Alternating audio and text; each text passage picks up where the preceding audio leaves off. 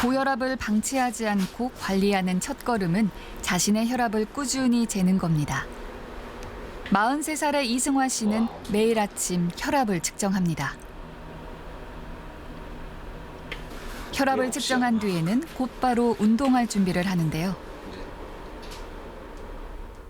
지금 이제 하이 인텐시티로 운동을 하려고 하니까 그래서 30초하고 10초 쉬고 해서 총 18번 정도 사이클해서 하거든요.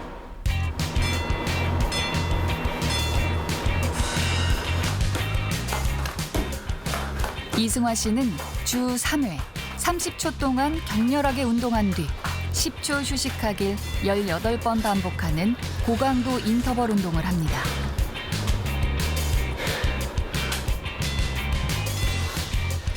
고혈압 가족력이 있는 그는 20대에 고혈압을 진단받고 약을 먹기 시작했습니다.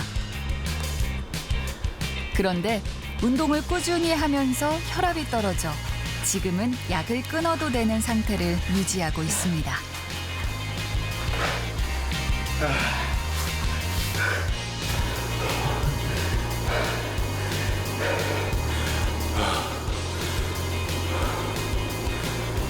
운동을 시간을 많이 투자해서 하기 힘들고 그러다 보니까 좀 적은 시간에 최대한의 효율을 내는 걸 찾다 보니까 나오더라고요. 이제 뭐 여러 가지 연구 결과에서 그냥 중강도의 일반 유산소 운동이나 하이 인텐시티나 혈압에 미치는 효과는 비슷하다. 운동 후 승화 씨의 혈압은 달라졌을까요? 수축기 혈압이 10 넘게 떨어졌습니다. 운동을 꾸준히 하지 않으면 혈압은 금세 다시 오릅니다. 이직을 하면서 한 2, 3개월 쉬니까 이게 건강검진을, 이게 체온 검진을 하러 갔더니 140이 넘어가더라고요. 그래가지고 이제 좀 적응이 되면 운동을 해야겠다 해가지고 이제 본격적으로 한 지 한 2달 된 것 같은데 그래도 재보면 병원에서 이제 130대로 떨어졌더라고요. 운동을 마치자마자 출근을 서두르는 승화 씨. 그의 직장은 병원입니다. 사실 이승화 씨는 고혈압 환자면서 동시에 고혈압 환자들을 치료하는 심장내과 의사기도 합니다. 정의로 따지면 고혈압 환자죠. 제가 27살쯤 24시간 혈압을 찍었었어요. 그때 한번 혈압이 높아가지고 그랬더니 꽤 높게 나와가지고 그때부터 약을 먹기 시작했었죠. 보시면 알겠지만 저도 약으로 시작했어요. 저도 약을 먹으면서 시작하면서 운동을 한 거지. 처음부터 뭐 나는 운동이 되니까 약을 안 먹겠습니다 하는 건 아니었으니까요. 지금은 이제 뭐 약을 먹을 단계는 아니지만 어떻게 보면 저로 실험을 하는 건지 모르겠는데 제가 운동을 안 하고 이렇게 한 며칠 지나면 또 오르는 게 눈에 보이더라고요. 측정을 하면은. 약물 치료와 운동을 병행해 고혈압을 잘 관리해온 승화 씨. 혈압약을 거부하고 치료를 미루는 젊은 환자들을 보면 안타까운 마음이 듭니다. 새가 적을 만나면 이게 땅속에 머리를 묻으면 적이 안 보이면 적이 같다고 생각하지만 사실은 적이 있는 것처럼 혈압도 이게 내가 약을 안 먹는다고 혈압이 없는 건 아닌데 약을 먹는다는 것 자체에 대해서 내가 환자라거나 하는 생각들을 되게 많이 하시는 것 같아요. 저도 솔직히 이제 나이가 젊은 상황에서 약을 먹으라 그러면은 거부감이 들 거고 그런 경우는 상당히 많죠. 젊은 사람들 어떻게 하면 안 될까 하면 그러면 저는 이제 그렇게 얘기하죠. 그러면 3개월 뒤에 보자고 이렇게 해가지고 이제 안 오면은 조절이 잘 되나 보다라고 이렇게 좋게 생각을 하고 안 돼서 오는 분들도 뭐 조절이 안 되는 것 같으면은 약을 뭐 먹으면서 운동합시다 이런 식으로. 38살의 정의교 씨도 고혈압 치료를 미루고 방치했던 환자였습니다.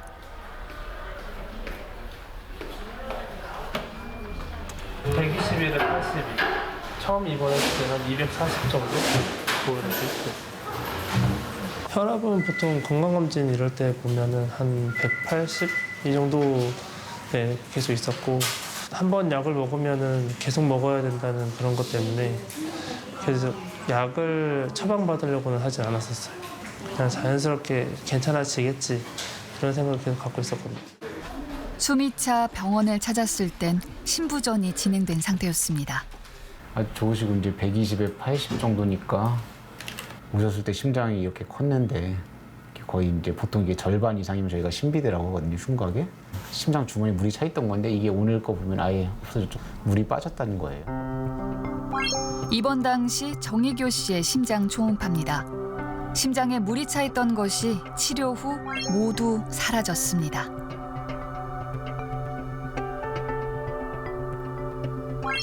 물이 차 크기가 비대해졌던 심장도 다시 원래대로 돌아왔습니다.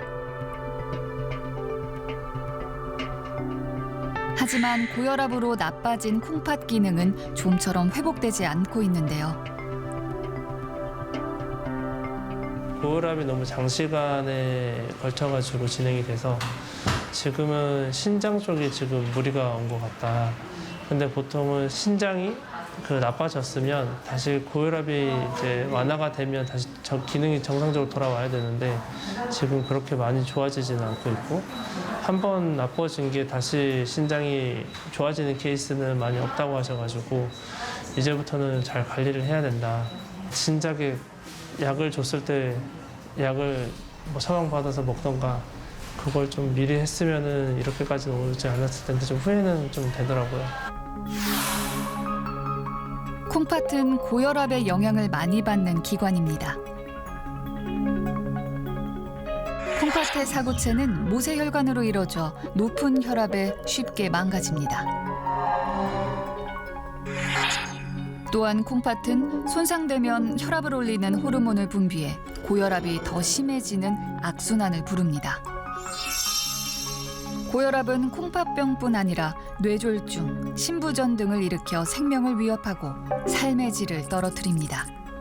이러한 후유증을 예방하기 위해 혈압을 140에 90 미만으로 유지하는 걸 치료 목표로 삼습니다. 혈압 강화제가 엄청나게 많습니다. 아마 이제 단일 한 질병에 대해서 약이 이렇게 많은 경우도 정말 드물 겁니다. 지금 우리나라에서 대략 처방 가능한 혈압 강화제가 성분으로만 해서도 280, 90까지 정도 되는 걸로 알고 있고요. 거의 300까지에 육박합니다. 성분으로만 따져서. 똑같은 성분이 여러 회사에서 나온 것까지 하면은 저는 뭐 세보지도 않았는데 뭐 몇천 개가 아마 될 것 같고 이렇게 많은 혈압약이 있다는 거는 이 혈압약들 가지고 거의 99% 이상 환자들을 우리가 마음 먹은 만큼 확실하게 혈압 조절을 할 수 있습니다. 한 개로 안 되면 두 개, 두 개로 안 되면 세 개, 네 개 이렇게까지 가면은 혈압 조절을 그래도 안 되는 경우는 정말 특수한 경우뿐이거든요. 수신료의 가치를 실현합니다. 여러분의 KBS